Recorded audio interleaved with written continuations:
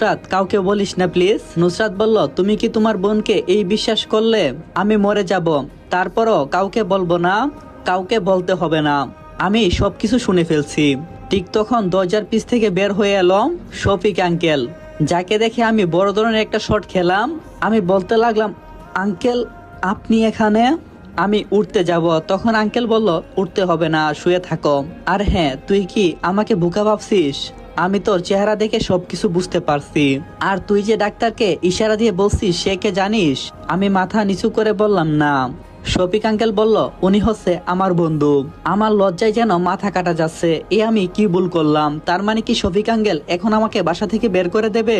জেনে বুঝে আমি তাদেরকে ধোঁকা দিয়েছি, তারা কখনো আমাকে ক্ষমা করবে না।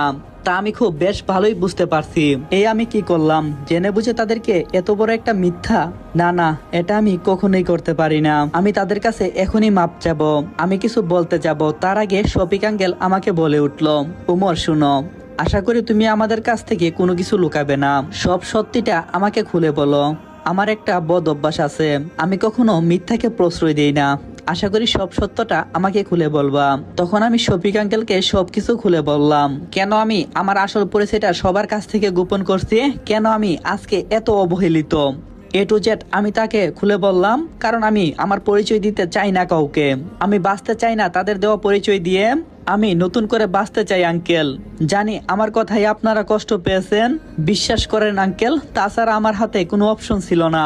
আঙ্কেল বলল, বোকা ছেলে, বাপ কখনো ছেলেকে ক্ষমা না করে থাকতে পারে? এসব কি তুই শুনছিস? আর তুই কি আঙ্কেল আঙ্কেল বলছিস? তুই আমার ছেলে উমর, আজ থেকে তুই আমাকে আব্বু বলে ডাকবি। আমার চোখ দিয়ে যেন পানি পড়ছে। একদিনে এতটা বিশ্বাস করতে পারে একজনকে, তা আমি কখনো ভাবতে পারিনি। আমি তখন যেই না বলতে যাব, একদিনে আপনি আমাকে এতটা বিশ্বাস করলেন, তখন আঙ্কেল বলল, তুমি 1 সপ্তাহ হসপিটালে অজ্ঞান ছিলাম, আর তুমি কিনা বলছো একদিন? জানো, তোমার আন্টি প্রতিদিন তোমার মাথার পাশে বসে কান্না করছে আর বলছে, বাবা উমর তুই চোখ খুল, দেখ তোর মা তোর পাশে বসে আছে। আসলে সন্তান হারানোর বেদনা একমাত্র মাই বুঝতে পারে, কিন্তু সেখানে আমার মা আমাকে বিশ্বাস করেনি।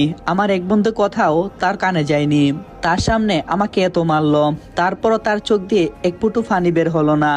কিন্তু আজকে তো দিব্যি আমার সামনে বসে আছে আর কান্না করছে। নেহা বলল, ভাইয়া বাসে করে কোথায় যাওয়া হচ্ছে?